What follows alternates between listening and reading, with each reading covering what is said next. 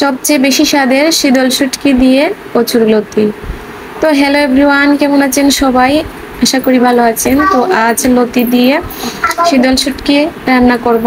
তো এখানে আমি এখন প্রথমে নিয়ে নিচ্ছি চাল। প্রথমে ভাত রান্না করে নিব, কারণ আজ ভাত রান্না করা হয়নি এখনো। তো ভাবলাম আজ এখনই ভাতটা রান্না করে নিই, তারপর এই যে তরকারির আয়োজন করা হবে। তো এদিকে আমি চাল নিয়ে নিয়েছি আর লতিগুলো ভালোভাবে কেটে নিয়েছি। তো এখানে এখন আমি চাল দিয়ে নিব ভালোভাবে। তো চাল কিন্তু ভাত রান্নার চাল কিন্তু অনেকবার ধুইতে হয়, ভালোভাবে ধুইলে পরিষ্কার করে তো মানে ভাতও অনেক সুন্দর হয়। তো তাই আমি বারবার কিন্তু কয়েকবার চালটা ধুয়ে নেব, একটু একটু মানে ভারী ভারী কিন্তু চালটা দিয়ে নেব। তো চাল দেওয়ার পর তারপর কিন্তু এই যে রান্নার জন্য সব কিছু, আর কচুরলতিও কিন্তু আমি আগে থেকে কেটে নিয়েছি, অনেকটা সময় লেগে যায় কচুরলতি কাটতে। আর এখানে মূলো নিয়েছি, মূলো দিয়ে আর মাছ দিয়ে একটা ঝোল রান্না করব। তো যতটুকু পারি ঠিক ততটুকু শেয়ার করব, তবে আজ সেই যে কচুরলতি এটা শেয়ার করব। তো এই যে কচুরলতি রান্নার জন্য আমি প্রথমেই বসিয়ে দিলাম, একটু সেদ্ধ করে নেব কচুরলতি। তো এই যে একটু সেদ্ধ করে নিচ্ছি। তো বেশি করে কিন্তু সেদ্ধ করা যাবে না, কারণ তাহলে কিন্তু একদম নরম হয়ে যাবে, তখন খেতে ভালো লাগবে না। তো আসলে কচুরলতিটা একটু অল্প পরিমাণে কিন্তু এটাকে একটু ভাপিয়ে নিতে হবে। তো এই যে দেখুন আমার কিন্তু ভাপানো হয়ে গেছে। তো এখন আমি দিয়ে দিলাম তেজপাতা, একটা শুকনো লঙ্কা, তো আর দিয়ে দিলাম এই যে পাঁচফোড়ন, এটা দিলাম মানে এই যে মাছ দিয়ে মূলো তরকারি রান্না করব যে এর জন্য। আর মূলো তরকারিটা আজ আমি রান্না করব দিয়ে এই পাঁচফোড়ন দিয়ে রান্নাটা করব।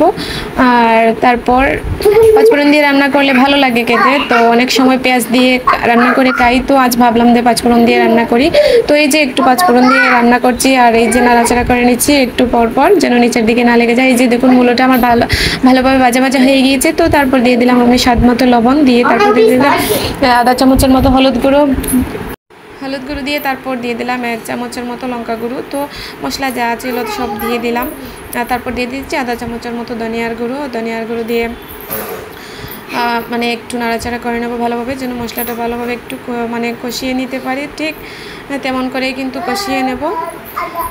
আর মূলো তরকারিটা কিন্তু একটু পাতলা পাতলা হলে ভালো লাগে খেতে, আর গরমকালে তো অবশ্যই পাতলা ঝোল হলে ভালো লাগে, এছাড়া ভালো লাগে না। আর এদিকে আমি চলে আসলাম, এই যে আমার কিন্তু কচুরলতি পাপিয়ে নিয়েছি। এখন কিন্তু এই যে তেল দিয়ে দিলাম পরিমাণ মতো, দিয়ে এখন এখানে এই যে শীতল শুটকি আমি একটু সেদ্ধ করে নিয়েছি, তো কাটা ফেলে দেবো আর শুধু এই যে জলটা দিয়ে দেবো। তো আমি এভাবেই রান্না করি যখন শীতল শুটকি রান্না করি। তো কে কীভাবে রান্না করেন অবশ্যই আমাকে জানাবেন প্লিজ। আর এই যে আমার মানে তেল গরম হয়ে গিয়েছে, আর এখানে আমি দিয়ে দিচ্ছি পেঁয়াজ, আর এই যে রসুন দিয়েছি, রসুনগুলো আমি তেঁতলে দিয়ে দিয়েছি। তো রসুন মানে শুটকিতে কিন্তু রসুনের পরিমাণ বেশি হলে ভালো লাগে। আর এদিকে আদার এক টুকরা পড়ে গিয়েছে, তো এটাকে তুলে নিয়ে নিলাম আর একটু নাড়াচাড়া করে নিচ্ছি। তো নাড়াচাড়া করে একটু ভাজা ভাজা করে নেব পেঁয়াজটা। আর এই যে দেখুন কচুরলতি কিন্তু আমার বোঝা যাচ্ছে না এতটা নরম হয়নি, একটু শুধু আমি ভাপিয়ে নিয়েছি যাতে গলায় না ধরে। তো এই যে নাড়াচাড়া করে নিচ্ছি, একটু ভেজে নেব তেলের মধ্যে। তো তেলের মধ্যে একটু ভেজে নিয়ে মানে আলাদা করে না ভেজে, মনে করেন আমি একসঙ্গেই ভেজে নিই, তেল দিয়ে পেঁয়াজ সব কিছু দিয়ে তারপর কিন্তু আমি মানে কচুরলতিটা ভেজে নিই। তো আমার কাছে খুব ভালো লাগে শীতল শুটকি দিয়ে খেতে, এটা মানে খুবই ভালো লাগে আমার কাছে, মানে খুবই ভালো লাগে। তারপর দিয়ে দিলাম আমি 1 চামচের মতো লবণ দিয়ে তারপর দিয়ে দিলাম 1 চামচ হলুদ গুঁড়ো দিয়ে তারপর দিয়ে দেব 1 চামচ লঙ্কা গুঁড়ো। তার মানে হলো কচুরলতির মানে পরিমাণ অনুযায়ী কিন্তু মশলাটা দিতে হবে, তো তাই আমি পরিমাণ অনুযায়ী মশলাটা দিয়ে দিচ্ছি। আর এখানে চিনি দিয়ে একটু নাড়াচাড়া করে নিচ্ছি। তো একটু নাড়াচাড়া করে সবগুলো মশলাকে মানে লতির সাথে মিশিয়ে নিচ্ছি। তো আমি এভাবেই রান্না করি কচুরলতিটা, আমার খুব ভালো লাগে খেতে, মানে খুবই ভালো লাগে কচুরলতি আমার খেতে। তাও আর এদিকে কিন্তু আমার দেখুন মূলো আর মাছের ঝোলটা হয়ে গিয়েছে। তো এই যে এটাই আজকের রান্না। আর তারপরে যে দেখুন এখানে আমি শীতল শুটকির যে রেখেছিলাম মানে জল, এই জলটা কিন্তু দিয়ে দিয়েছি, আর কাটা কিন্তু এখন ফেলে দেবো। এখন পরিমাণ মতো আমি জল দিয়ে দেব, আর আবারও একটু কিছুক্ষণ আমি নাড়াচাড়া করে নিচ্ছি ভালোভাবে।